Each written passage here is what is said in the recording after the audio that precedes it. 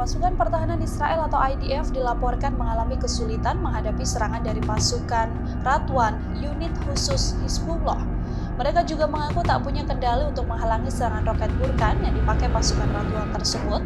Dikutip dari Al-Maidan, hal ini disampaikan oleh Pusat Peneliti Israel Alma.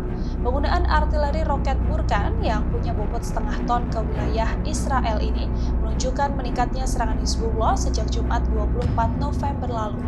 Pernyataan yang disampaikan oleh Yaakov Lapin ini menyoroti hasil penggunaan artileri roket oleh Hizbullah yang memiliki muatan 300 hingga 500 kg bahan peledak.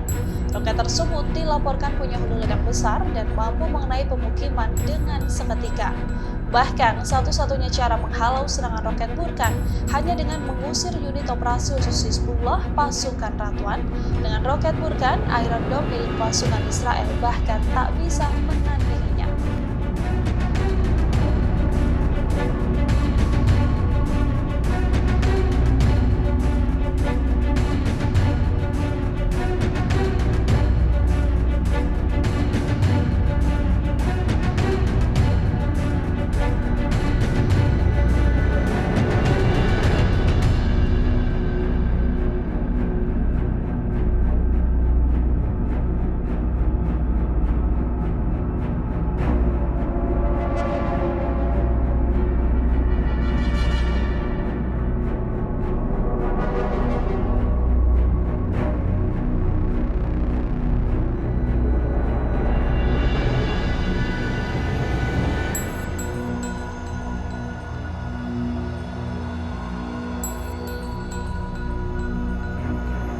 Download Tribun X sekarang, menghadirkan lokal menjadi Indonesia.